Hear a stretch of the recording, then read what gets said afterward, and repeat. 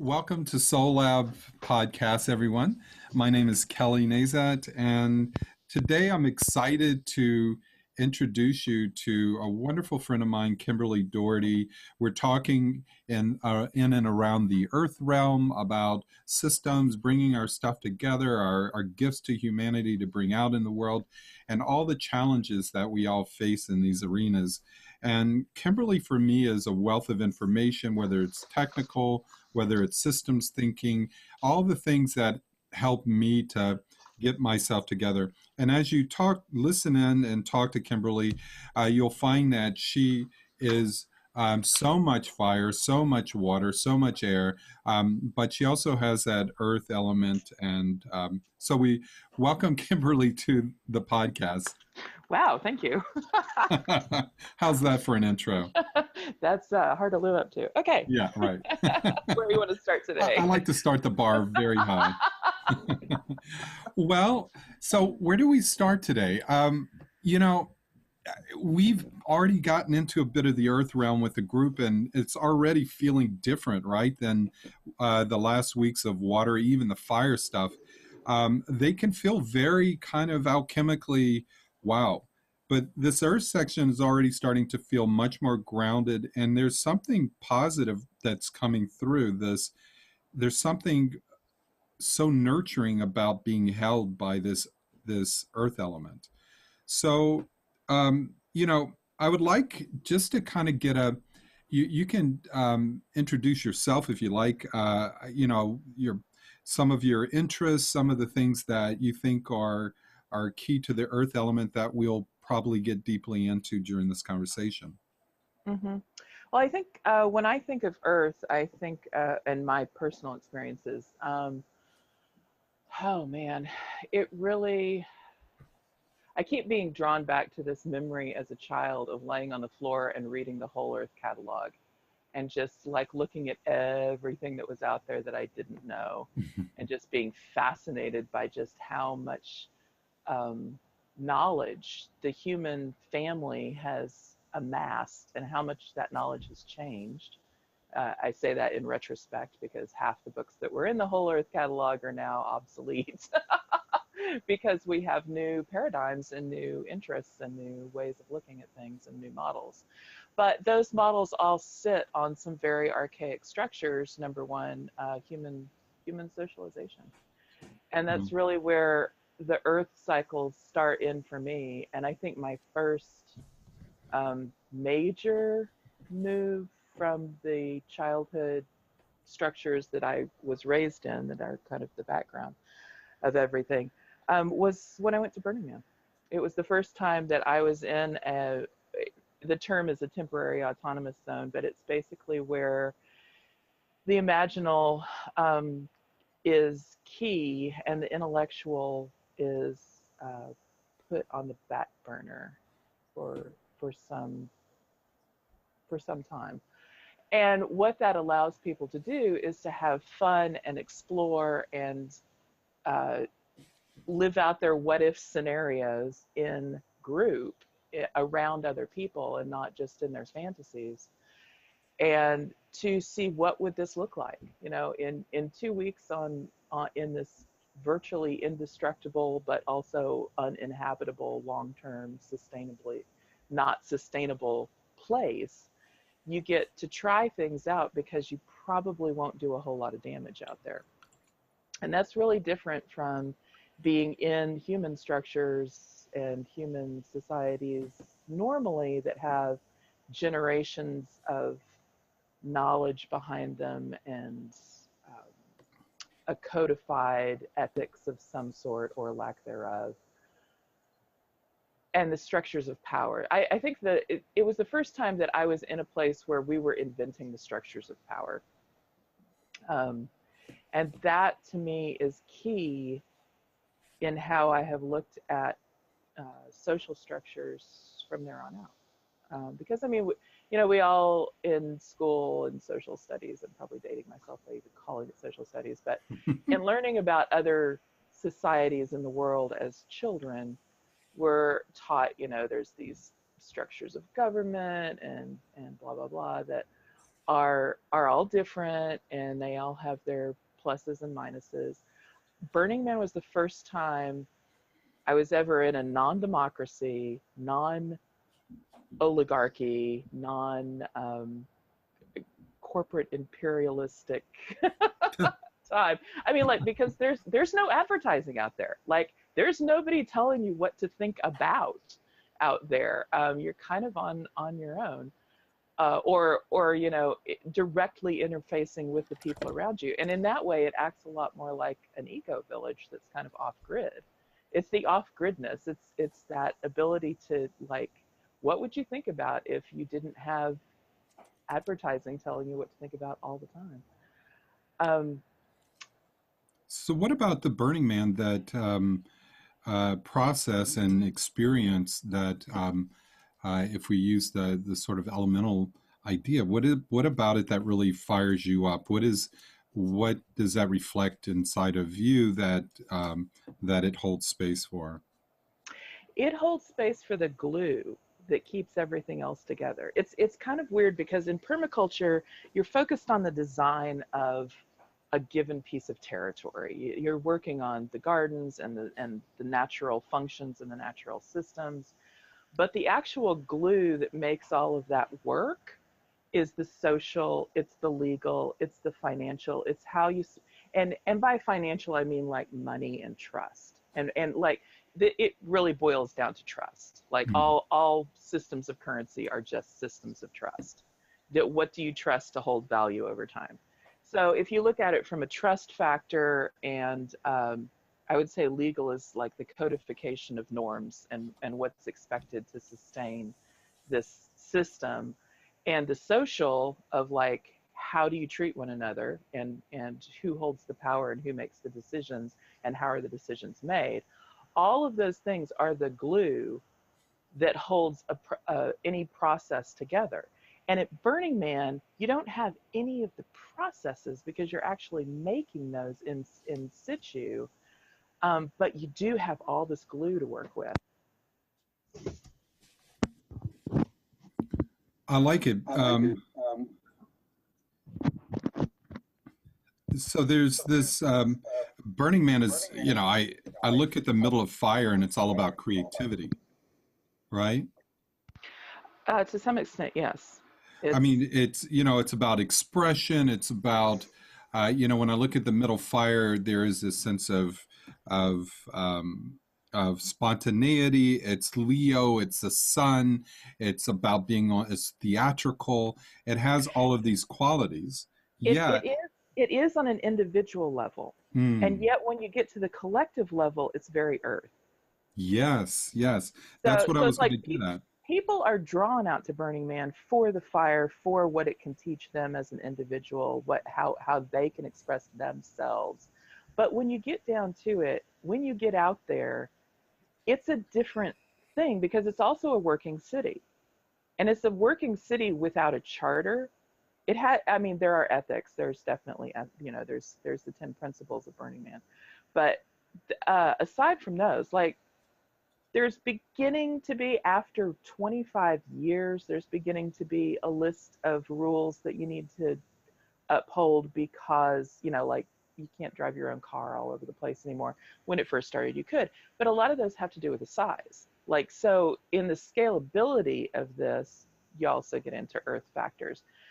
But um, from a city aspect, like, they get to wipe that city every year. It disappears. It's very ephemeral.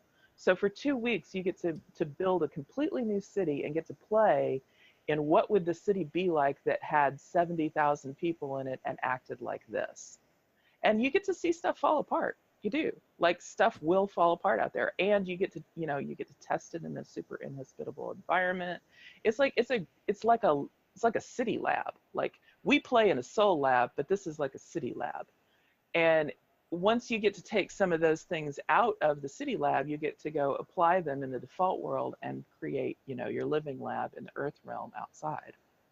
So, what are some of the key things that you've learned that come to your mind that would be helpful for communities like Soul Lab or for, small communities, because we see ourselves as somewhat almost like a bit of a Burning Man, where we're holding space in a certain way, conducting this orchestration of all these other communities coming together. What are some of the things that you could offer insights into, because we're talking from the earth realm? What are, to be able to have that fiery, creative, spiritualized sort of expression, what are some of the things that go into creating such a thing? How do we create space for other people, and how do we decide who gets that space? Oh. Because collectively, like so in the virtual world, I mean, this is the first generation where almost everybody in America, for sure, and in large parts of the world, has an alternative universe to exist in called the digital realm. And the digital realm, in historical perspective, used to be called Kairos. It used Ah. to be the land of timelessness. So now we are sitting in a place where we have all the time in the world because, like we're recording this. Everything that I'm saying will be held in digital space until that server no longer serves.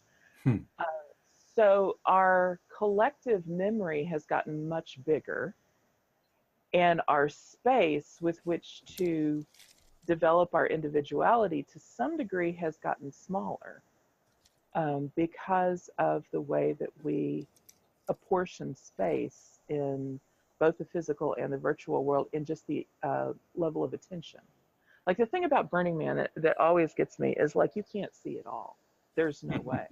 There's just like, I think my biggest learning from Burning Man ever was not that there was one Burning Man going on, but that there were 70,000 Burning Mans going on simultaneously. And Wow. everybody was having their own experience. And I Wow. took that with me to the outside world. When I left and I went to the default world, I thought about that. I'm like, there's 7 billion worlds going on simultaneously on Earth today. And that's just in the human realm. So, what are some of the earthy insights in terms of how to hold space for that? It's such a ideal. Like, you want to keep them intact. You want to give them space. You don't It want to create some autocracy. And Right. Well, okay, so that was also the very first place I ever ran into a duocracy. Duocracy, like we had a camp that ran by duocracy, and I love it to this day. Like if I ever had an eco village of my own, where I was the benevolent dictator, Mhm, mhm. uh, I would let it become a duocracy. What's a duocracy?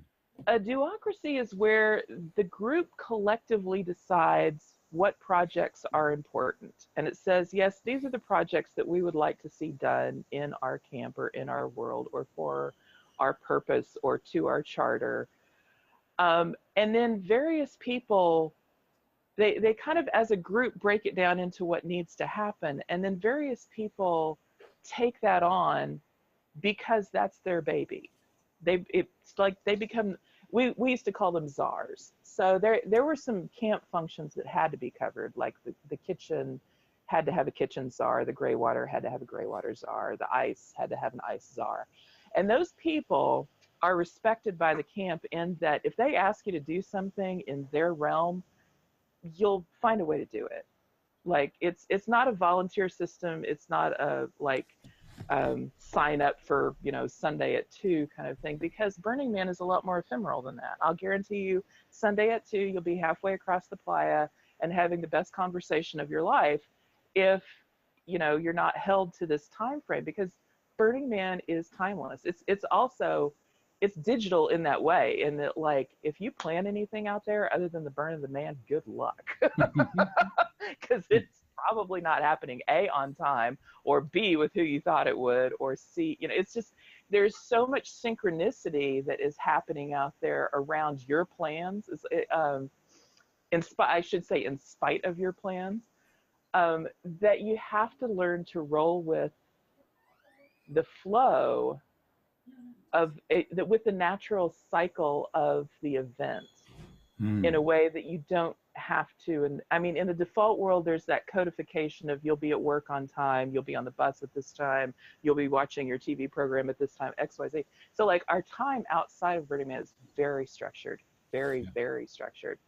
Um, or it is demanded by other people in our family or whatever. Mm-hmm. Out there, there's a lot of unstructured time.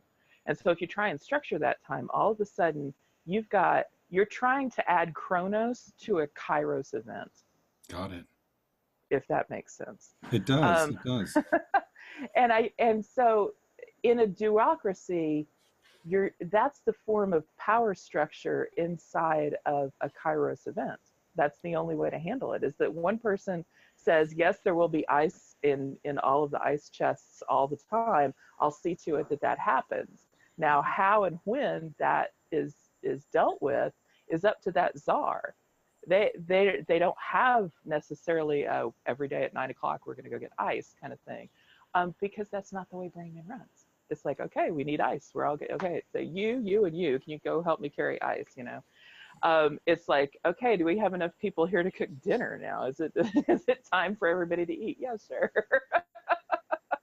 I So, love I it. mean, it's also where rituals start to emerge. We did start a ritual out there. It was called Lavash O'Clock, and it was in the afternoon when everybody needed to take a time out, and we needed to make sure everybody was hydrated and had at least a little nibble, because you get so overwhelmed out there. And so we would have a meet back at camp, and it was called Lavash O'Clock, and we would wrap lavash and tamarind, which is a fruit that's used in the Middle East to retain water, and feta cheese and onions into these little like burrito like things. And this sounds, the funny thing is, this only really sounds and tastes great on the desert because your body is craving everything in here. And then once you get off the desert floor and you're back in this like really wet environment, you taste when you're like, yeah, it's okay. But out there, you're like, this is the food of the gods. And bacon in the morning. It was Ooh, like always. there were two things. It was always bacon in the morning and lavash o'clock somewhere between 4 and 5 in the super heat of the day, when you needed everybody to focus on their health, on self-care.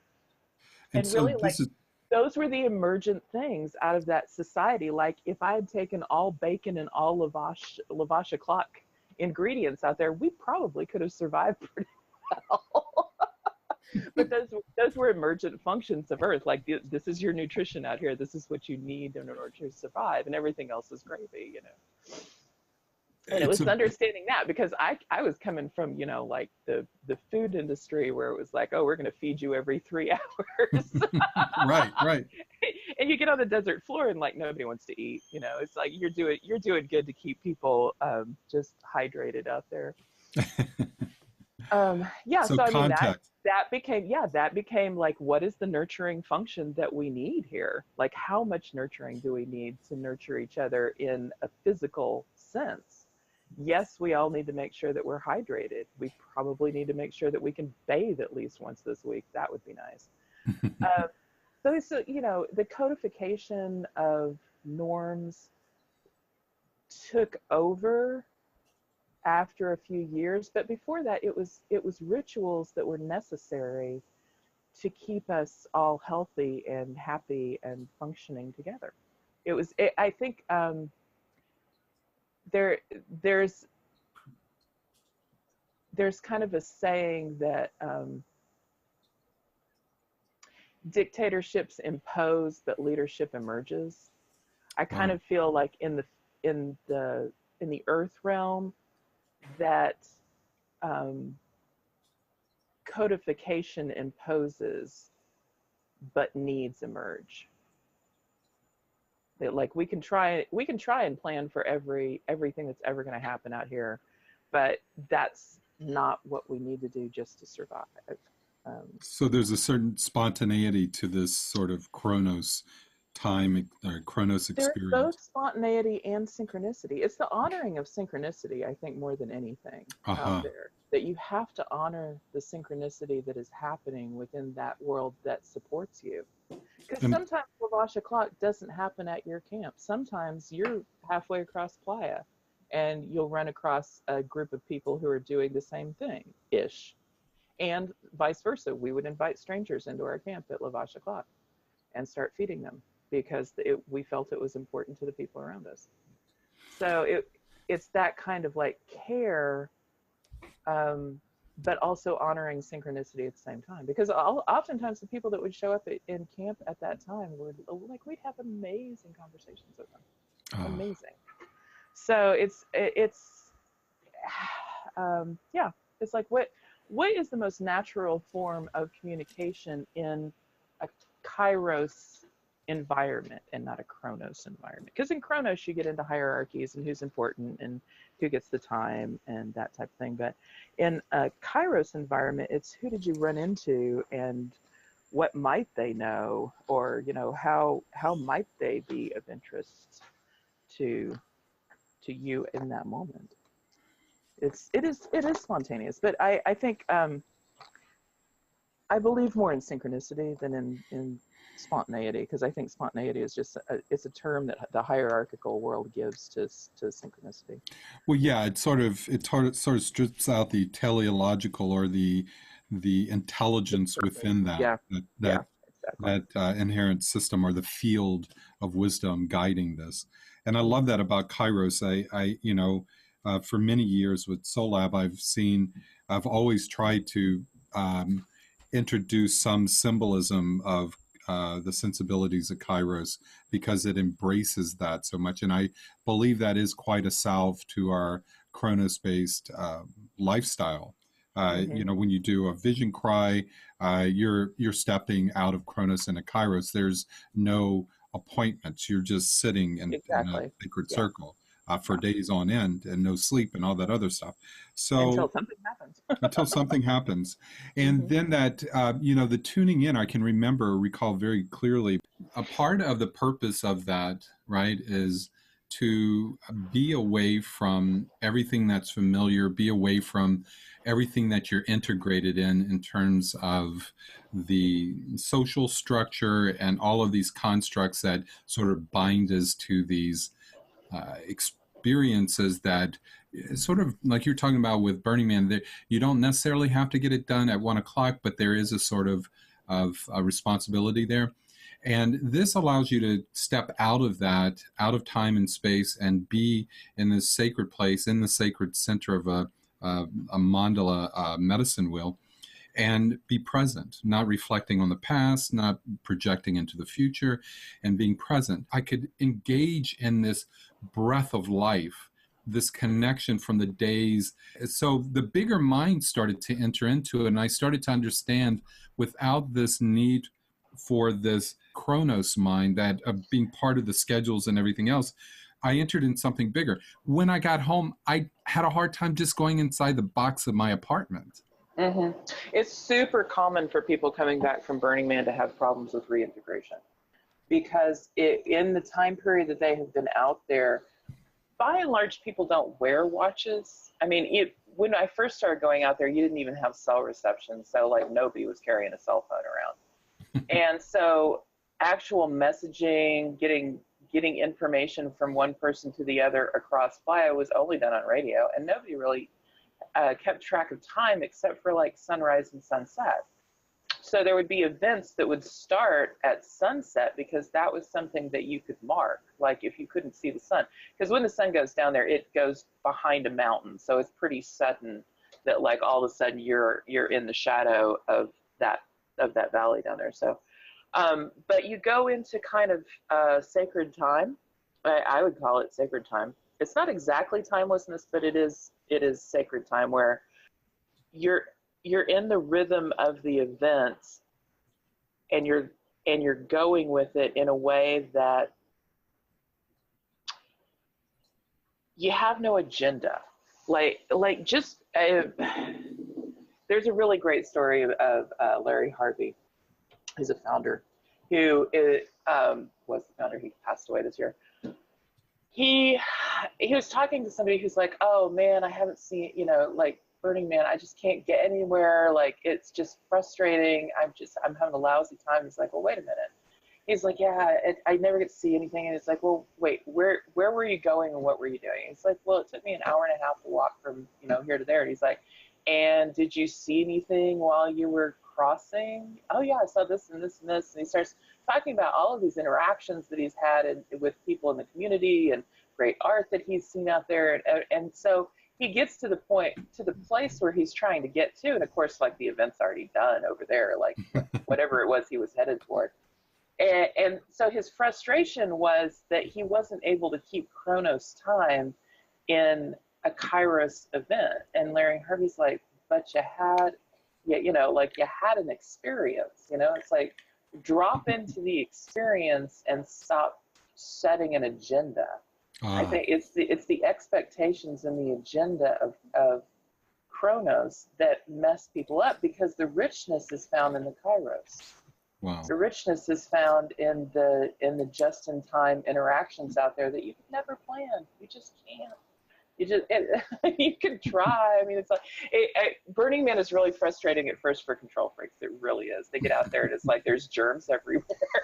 They're like, what do you mean I have to use a porta potty for a week? You know, it's like there are several things to overcome out there. Sleep deprivation being one, hydration being another, being on your own for self-care, but being supported in community for self-care. There's a certain kind of you are accountable for what you do out there to your own body, because it is such an extreme environment. Like the thing you're trying to avoid all week is doing something so stupid that you get metabacteremia, because that's pretty much, you know, the end of the line for your burn. I would assume. Yeah, but as far as like dropping into that sacred space, that is something people do and often don't realize they have done it until they get home and they're met with the default world. And then all of a sudden, all these demands come back in. And you're like, wait a minute, I was in this really cool vibe. I was in cosmic time out there. Yeah. And it's called being homesick. You know, it's because you get homesick for sacred time. And it's kind of difficult to recreate in the default world unless you live in a community that already has a charter to keep it. I think one of the reasons that monasteries as a like an eco village all their own throughout time have survived so well is because they have a very definite charter about how to keep sacred time within the structure of the village. And I think that's kind of gorgeous. Yeah. And weaving that in. Yeah, I feel like that really, really gets lost because there was a time when the world lived in sacred time, when like everything around us was considered sacred. Things were embodied in sacred time. And with the advent, I think of the clock. I mean, honestly, even though clocks were originally done to figure out times to pray, which I find kind of silly. I mean, it's if you want to pray, you know. If you want to be in sacred time, be in sacred time. But yeah, getting back to the earth realm, though, the earth realm keeps its own sacred time, definitely, most definitely. And syncing with that is the most natural thing in the world. All we have to do is keep from being distracted. And that sounds really easy, but it's really hard.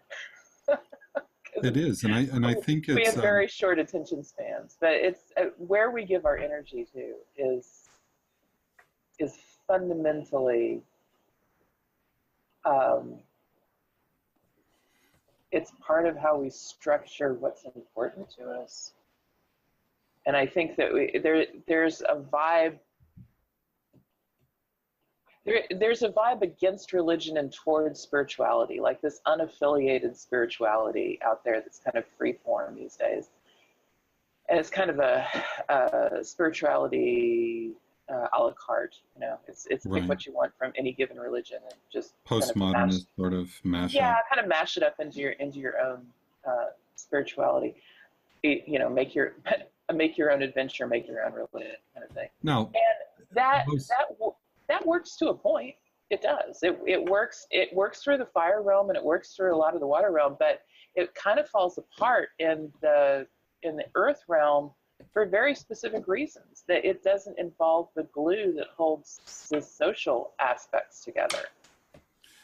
Now, given that it does, and all, major religions started off as small cults Hmm. of connection, there is a thing that they are doing that's both novel and also, something, a truism in neurolinguistic programming is, if you want to bring a system into the world, you can't just bring it in ad hoc or on its own terms. You have to weave it into the existing world, and so you're living out of the current mythology, weaving something new into it. And you see in the successful versions of any system that they were able to do just that.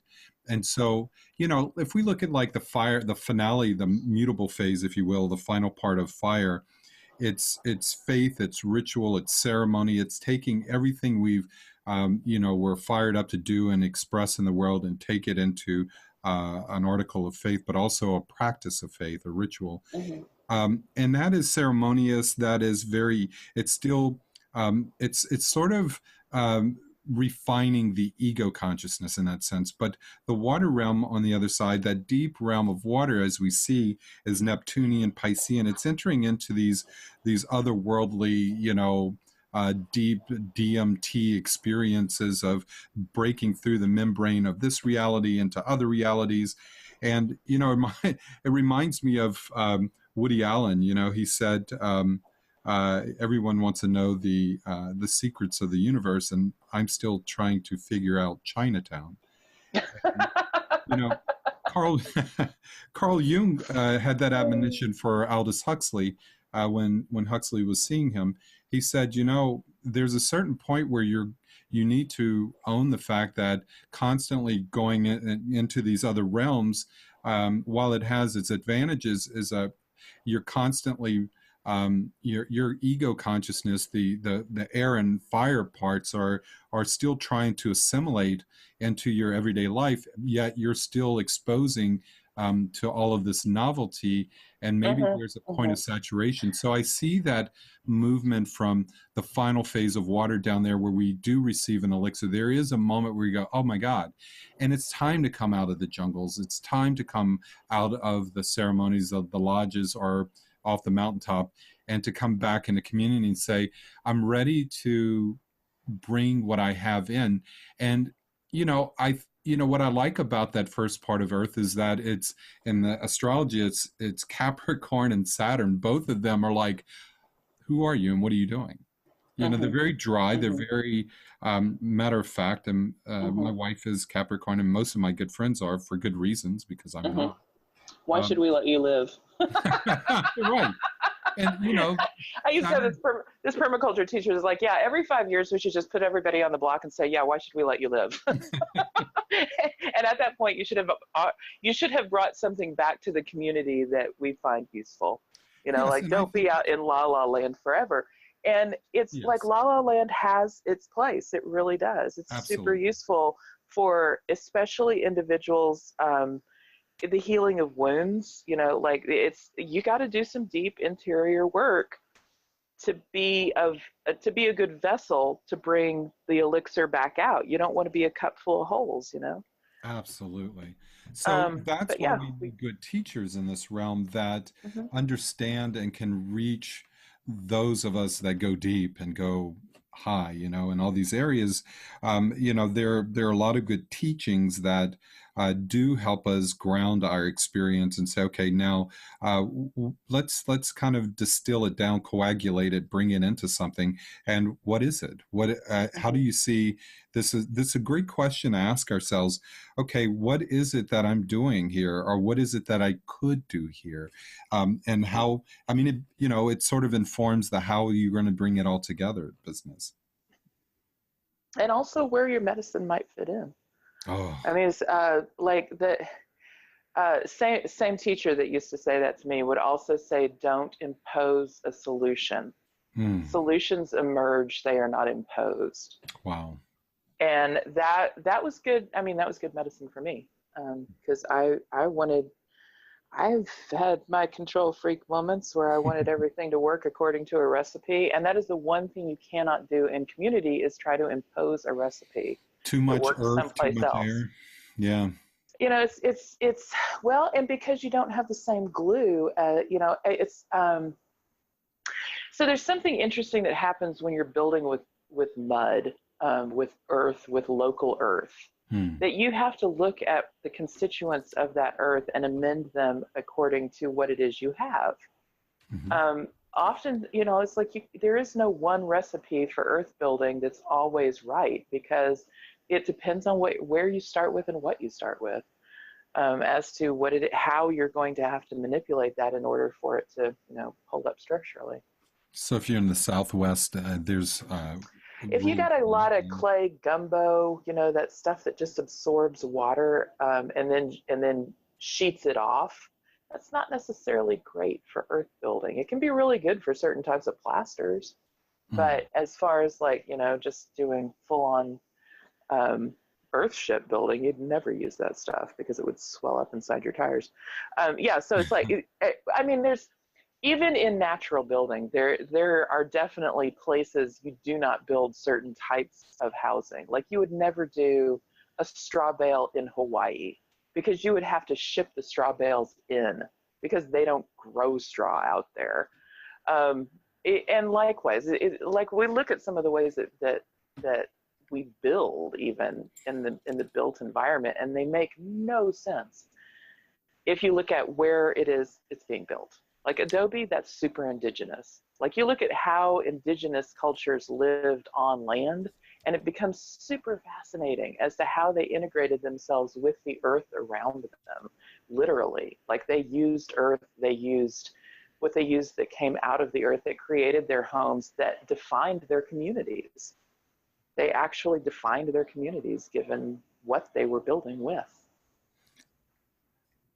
An analogy for me would be, if we're looking at this about being appropriate for the context or the environment or your world, the thought I had was when Jesus was talking about planting seeds, and if it Mm-hmm. really depends on where you plant the seed. If you're Where the planting, seed falls as to what the future of that seed is going to be. Yeah, if it's yeah, on the hard ground, or the birds come and get it, or if it's on and it's fine also soil this, and it gets tended. And yeah, I think that's interesting, because even in that example, there's only one of those places where the seed is put where it's taken care of. It's and it depends gardened. on the It seed too, doesn't it? I mean, certain seeds um grow better in certain areas. I oh would yeah, imagine. oh yeah, absolutely, absolutely. What the Native Americans knew, was that they were the first ones to get really good at gilding. There's Gilding. there's What is yeah, gilding? there's a terminology in permaculture called gilding, and it's where you get plants together that all support one another. Hmm. We tend to call it co-planting, or what's the other one? Beneficial, um, oh, like beneficial bedfellows type planting. Companion planting. That's what I'm trying to Hmm. think of. Companion planting is the slang term for it in just average organic gardening.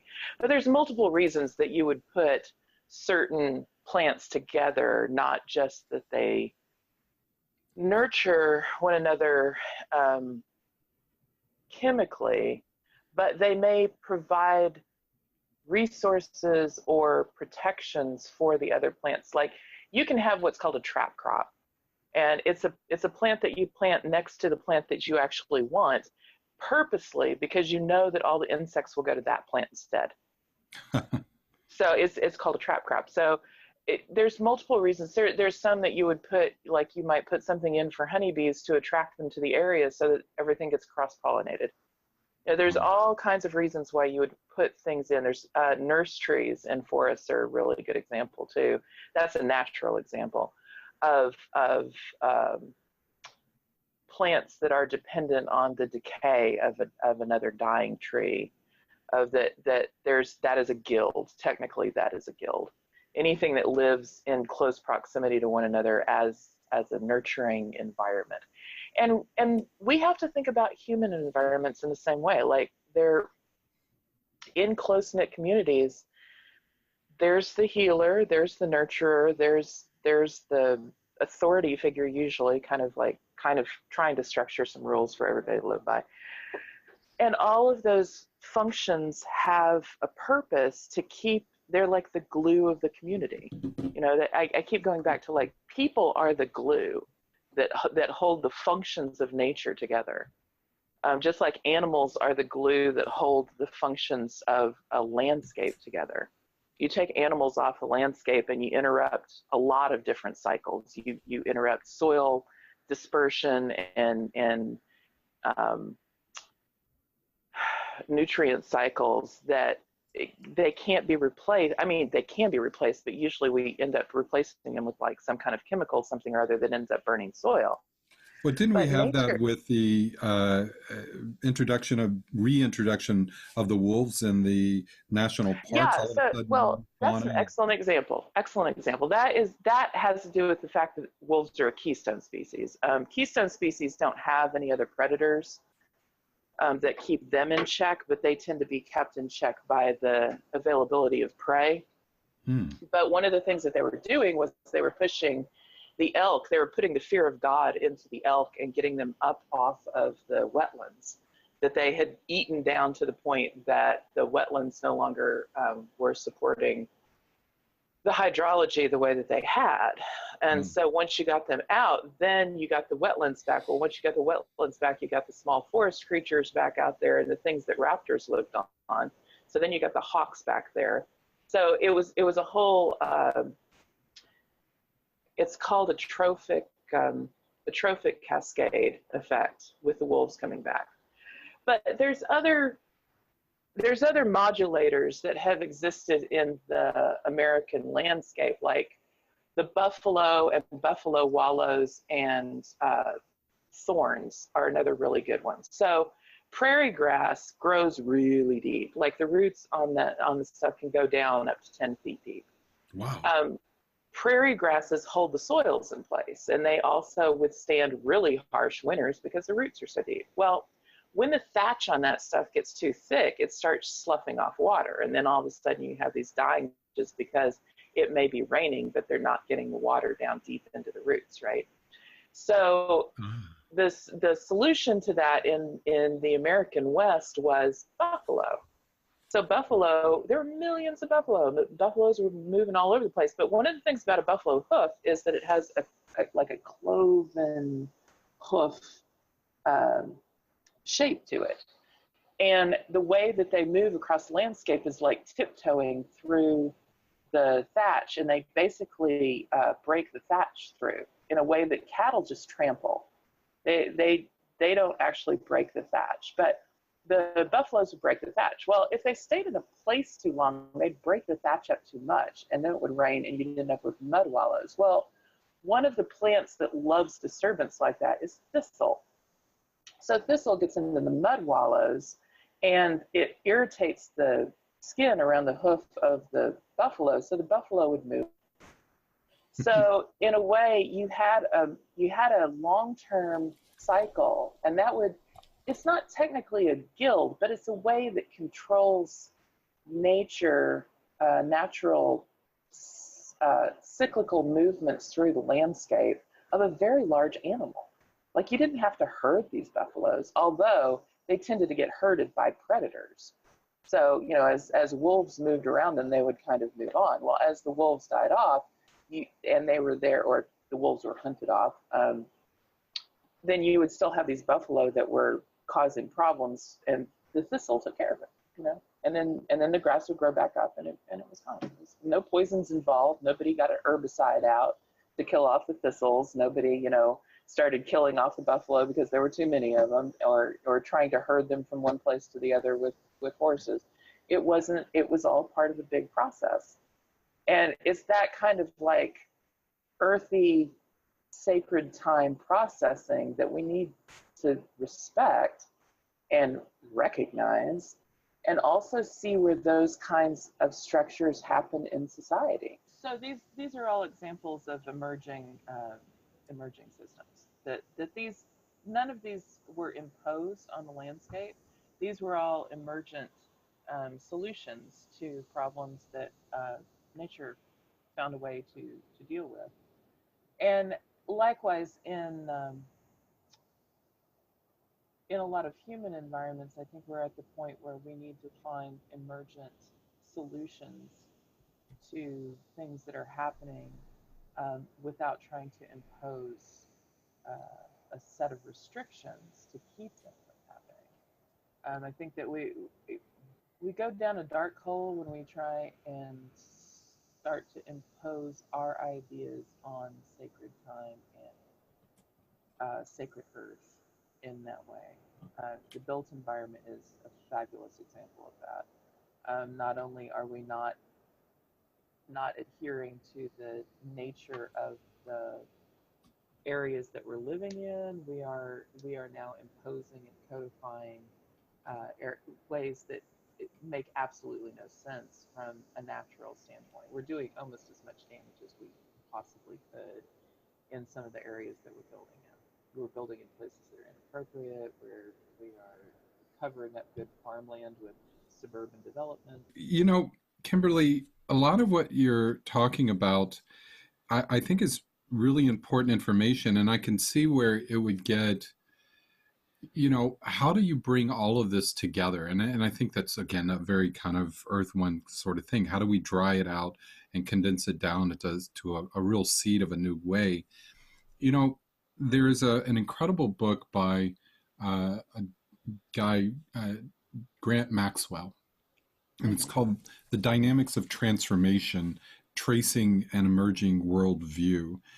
And, he goes through the different stages we've gone through from the classical, pre-modern, post-modern, modern, all that. And he looks at this sort of movement, like we were talking before about this fractious nature of our postmodern condition now. And where are we heading? How do we, and he talks about the field, he talks about quantum theory, he talks about archetypal theory, and how these are all coming together to really inform us on how to hold space for this new emerging way of coming together. Mm-hmm.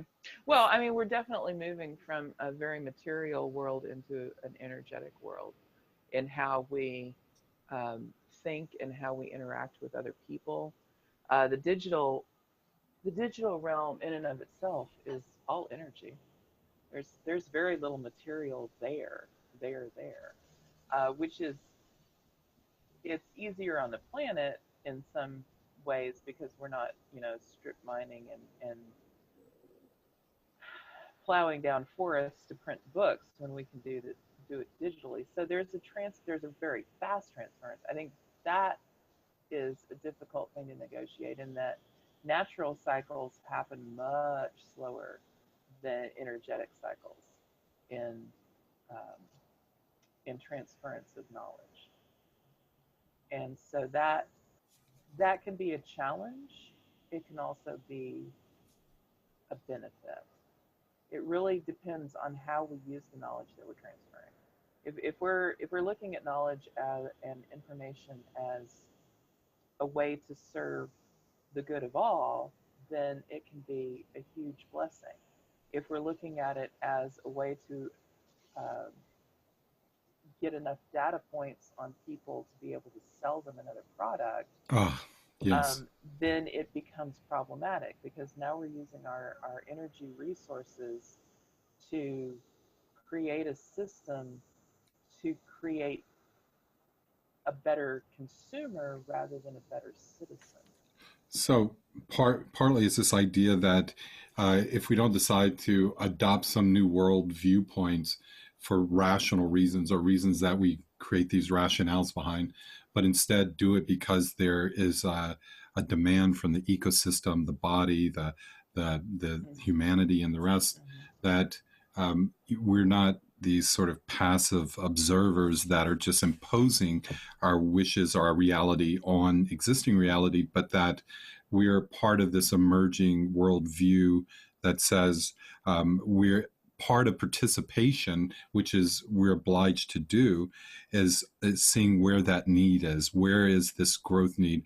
Where's things going off the rails a bit? What can we do to kind of guide it back in there? Mm-hmm. Yeah, I mean, I think that it's tied a lot to how we look at money and how we look at trust. One of the interesting things about permaculture and design theory that I was taught by some teachers was to look at money as a water flow.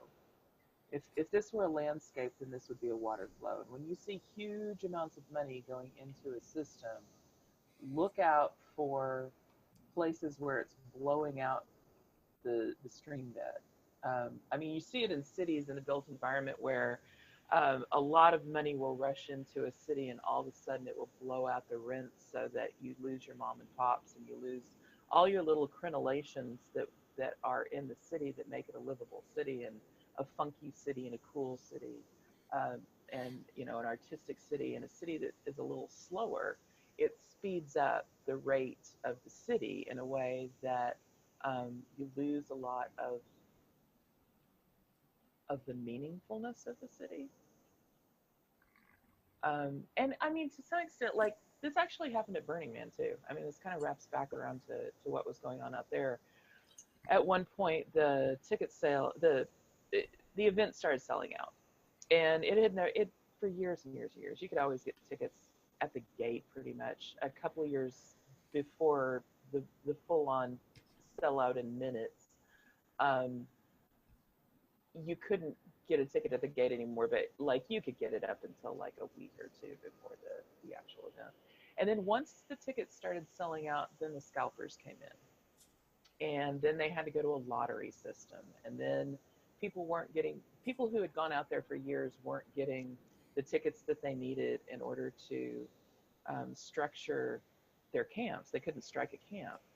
So a lot of camps folded, and the camps that replaced them were more plug and play camps. They were camps where people would pay large amounts of money off Playa to be able to just arrive and have their camp completely set up for them, and have their food set up for them, and have their art cars already there that they'd rented, and have their costuming there that someone else had made. And pretty much it was no longer a boot camp for artists like it had been for years and years and years. Um, it was an experience that someone else was curating for a fee. And when that happened, you started to see a breakdown in the community at Burning Man, because you started to see a lot more people that were being brought on Playa, not to experience it themselves, but to work as staff and servants for the people that were paying all this big money to come in and make Wow. camps. And those camps tended to be closed camps, which was unheard of, absolutely unheard of. I mean, Death Guild got to be closed. That was the only one, and that was because nobody wanted to be in Death Guild. They were just kind of their own little hipster crowd, and they provided um, an attraction called Thunderdome, which was like it was a recreation of the Mad Max done with like uh, Nerf, you know, Nerf implementation. Um, People didn't get hurt in there, but it was very much it was its own gig. Well, it sounds a little But hokey if you're it, on the it outside. yeah, it was a game. I mean, they pretty much gamified some Mad Max scenes. But anyway, yeah, once the big money started rolling into Burning Man, and it became this networking thing uh, for Silicon Valley, it really, really changed the dynamics. You started to get a lot more predation on the outside of these camps. You'd have people that were coming out there specifically to steal bikes. They figured, hey, a lot of hippies out there with nice bikes. We're just going to steal them all. And they would have, somebody would pull in there with a tractor trailer, and they would fill the thing up throughout the week. You had a lot more people going, oh, there's lots of naked chicks out there. Let's go roofie them. So that kind of predation soared after the sellouts. And that was by and large because the outside world, um, Burning Man started to look more like the outside world every year after that. And it lost a lot of its magic because you were no longer trusting the people in your camp to take care of you and take care of themselves, because the money dynamic had come in, and there was now a servant class. There were now people coming out on Playa that were not there to have their own personal experience. They were being paid to be there to take care of other people having a personal experience. And usually that personal experience wasn't very deep. It was So what is a what is the moral of this? What is the as we can Well, see in permaculture and now in Burning Man, and we could see in our own culture that it has a beginning, middle, and end, and these endings seem to be as you described, like we could talk about any system, I believe, sure. Marxism or any system, Mhm. and it's man that tends to the human, all too humanness that's tends I, to bring I them think to a place of distortion. I feel like at some point there has to be a way to create multiple economies. Just like there's multiple experiences, there has to be able to be multiple economies that exist around one another and through one another. I mean, I think you see part of it emerging with the desire to do like Bitcoin. Bitcoin's a really good example of people who are like, hey, we should have something that's not currency but is currency that can, take the place of money. Well, I A lot, see, yeah. like I have a neighbor that he's a bug guy. He's a Hmm. bug exterminator in our Okay. neighborhood. Hmm. And he came by and he says, "Look, I'm part of this online group, but it's locals, but it's online. And some are hairdressers, some are carpenters, some I'm a bug guy, and we all share in this. And that I'm going to go do work for somebody, and I'll gain 120 points, and I can use those 120 points within that group any way that I'd like to, Hmm. And Yeah, so it's called time banking. That's a really good example of an alternative. it's called what? It's called time banking. Okay, Time so banking. there's two ways to do it. There you can actually have a set alternative currency that is actually good for exchange. You can also count hours that you spend on something, or if people consider their skill sets to be a higher or lower value, then you can do what's just called straight. It's basically time banking with an edge. When you convert things to points that are not set currency, then you create a situation where you can start to value one person's skill set a little bit higher or lower than your skill set, and account for that. And that's great, except that the IRS will be interested in that eventually if it got to be too popular. That was what kind of it was really so until we have alternative currencies that can actually pay taxes, we can pay taxes in alternative currencies. Um, we probably will not see a situation where true alternative currencies actually work. But there is a huge, huge amount of really interesting writing done on how money works in a system and how it could work because we design our like we don't acknowledge this but we actually design how money works in our system by our laws and by the way that we allow currency to transfer. Like there have been three big currencies in the history of mankind that we know of that actually supported a very strong middle class, and all of them had one factor in common. They all carried demurrage, which meant that the money that you had today would not be worth as much as it was today in 6 months or in a year, and therefore it was not worth hoarding. Huh. And it's an anti-greed um,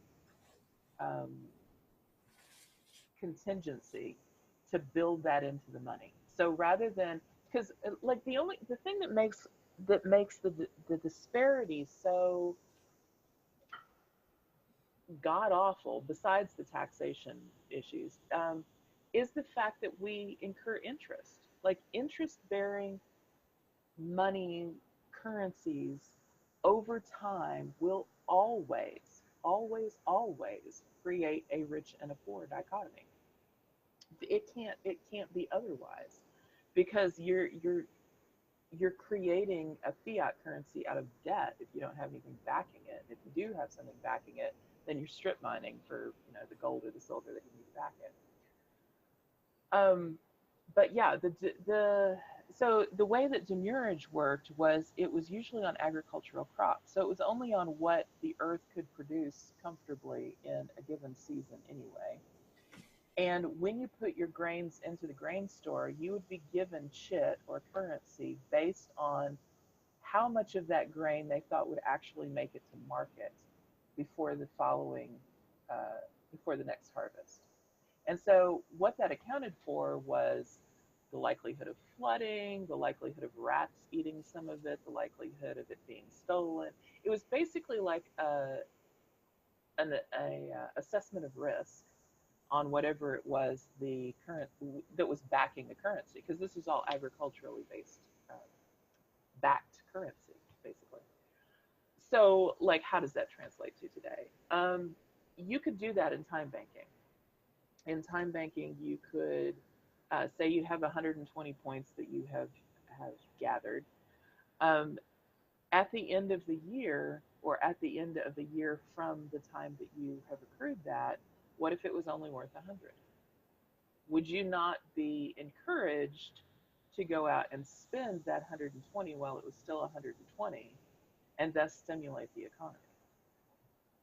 Because it's the hoarding of currency that is the problem. It's not the fact that we have currency. Money in and of itself is not a bad thing. But it's a trust. Like, it's a trust that my time today will be valued in the future at XYZ. Well, that makes sense. I'm thinking in terms. We were talking at one point, and I know that you and I have had this conversation a while back about ways of looking into the future of Solab and bringing community together around these 12 dynamic ranges, and knowing that there are specialists in these key areas, and knowing that we want to get them to cross pollinate, to work with each other.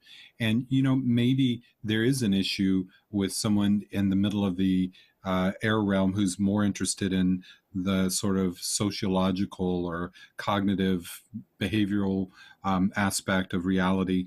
It might be challenging to get them to cross that polarity into the water realm and into the services or the products or the processes of the water realm people. And so, how do you get them to go across? And so, the thought experiment we went through it was, okay, so you have somebody that's really prolific, and they've gathered a lot of points, and it kind of reminds me of like Wheel of Fortune or something. I think it's Wheel of Fortune. I'm not really into the TV games, but I do remember one of them at least, where you gather all these points, but you have to use them there. And Mm-hmm. so they tell you what your options are. And in terms of this model, so you may have never wanted a jet ski, but it's better than buying the pool table for you. So, at least now you have a jet ski. You can Now, flip it in the real world and resell it. now, well, and there is that. I mean, I can see Mm-hmm. where there would be some sort of secondary bartering, but that you would have someone that's accruing all these points where they may not have gotten an astrological chart done. They may not have gotten a distant healing session done, or gone to a yoga class or this or that, or gone to this Sufi meditation program. But because these are all folks that are part of the same community, that and they have all these points to use, that it would encourage them to go into arenas that they wouldn't ordinarily. And I confess, it's, as much as I explore and I learn and everything else, unless there's that sort of incentive, I'm kind of challenged myself to, at this point in my life, to expand far beyond what I used to do regularly, unless there's some incentive, right? Well, there's some interesting stuff that happens when people amass a lot. Hmm. I know I'm part of a group called Simbi that is it's a point system, and the one of the things that happened in there was really interesting. One of the guys that I met, so people can come in and do cryo for points on Simbi. It's like a little side thing that happens. Um, One of the guys that came in turned out to be the number two sumo wrestler in the United States. And he was just visiting. He wanted to try out cryo, so he comes in, and we end up like going out for drinks afterwards. Because one of the things about Cindy is like the reason it exists is to build community. It's not to build an economy. It's to build community.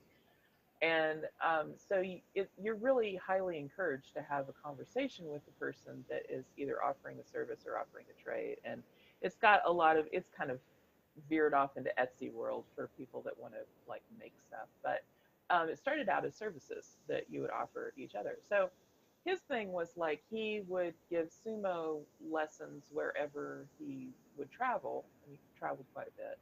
And then but he would never ever use as much Simbi as he had amassed because he was also a fifth grade teacher, and he would teach all of his little cousins and kids around him anyway. After he would tutor them all for free, but what he was getting his family to do was go on Simbi and get Simbi and then pay him in Simbi just because. And so when he traveled, he had like tons of Simbi. Well, at the time, I needed to redo part of my website, and we were really cash strapped around here, and so I'm like, okay, fine, I need Simbi to do this. Mhm. And so we were talking, and he's like, well, how much do you need? And I told him it was like probably 15 times more than I was charging him for that individual session in the exchange. And we hadn't actually set up an agreed exchange for this because like you can pay anything you want to in points for whatever it is you're getting. It's not laid out in stone. And so he like taps his little phone and he's like, okay, I got an offer for you. Just go ahead and accept that. And I look and he has given me as many points as I need to completely rebuild my website. Like service to completely rebuild. And I'm like, what? And he's like, oh yeah, I have thousands of Simbies. I have so many Simbies like stacked up that the woman who created Simbi, who actually turned out to be a burner, I thought that was pretty funny, had contacted him to see how he was gaming the system because Oh, he had so much that was just stacking up. And so that's kind of what happens in those situations where it allows people to be philanthropic, that they can pick out their pet things, and it's one of the reasons that I wish Bitcoin had a more social end to it, that it could be used for things like Kickstarters, because I think it would be awesome if you could do Kickstarters and Patreons and stuff in an alternative currency that would also pay your mortgage, you know. Um, hallelujah. because there's really no limit to the amount of work that's out there to be done and the amount of creative things that can be done in any space around in the earth realm. There's a limit to the currency that we feel comfortable uh, sharing and sending back and forth because it's been it's been so tightly dialed in by the long-term existence of corporations. This is my little thing with corporations. Corporations were never meant to be infinite. Like they were never meant to be to exist uh, ad infinitum, like forever. They were supposed to end at the termination of the project or the transport of goods. Like it was a risk. Originally corporations were built to mitigate the risk of a given project or a given um, mer- merchant transaction over like long distances. And once we created a system where people could move in and out of something that was treated like an individual, but it never died, we got to a point where it no longer functioned for humans. Corporations are not built for humans anymore. They're built for greed. They're built for amassing. They're built for hoarding, and that no longer serves humanity as a whole. Like we need to like not be the corporate imperialistic society that we are. But that's also where all of our wealth is right now. Like we would not be the country that we are if we didn't have all of these corporations that were amassing all this wealth that they're kind of strip mining from other countries. So it's like, how do we deal with the legacy of that and still keep our sacred space and keep our souls intact collectively? I think that's our biggest challenge right now. It's like it's not how do we take care of the earth. It's like how do we heal the earth from what we've already done without completely, um, having a complete revolution in that devalues all the currency and destroys all the stuff. It's like that doesn't help either. No, no, it does not. It's like we need to redefine our structures of power, yes, but we also don't need to, like run around and torch the circus. Well, I'm assuming that especially as it refers to, the more sort of the focus of this work is, and this community is how do we create community concurrently Mm-hmm. with what's already there? Because I think those systems are going to take they're going to take their own route to they're going to have their own karmic pathway, if you will.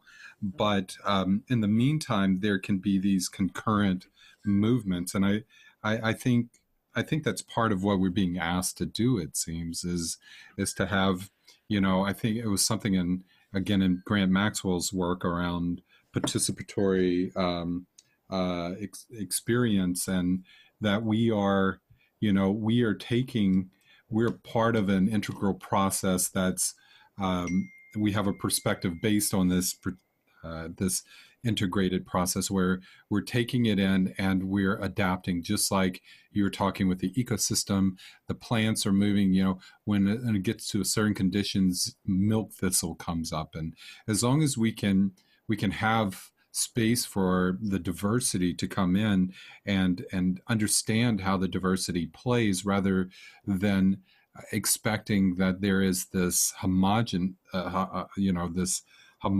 sort of engagement. I think we're finding that in all sorts of arenas, including philosophical debates and the rest, saying no, you can't think like that because it's rubbing up against my way of thinking or my belief systems, when in fact, there is a place for all of it if we can see it in a good way. So this idea of participatory perspective, right? That says, um, as conscious human beings, we're evolving and we're part of the evolution of the world. The world is coming to know itself as we're coming to know ourselves, and the two are synonymous. Just as the body is part of nature and nature is part of the body, we are participating in this evolutionary process rather than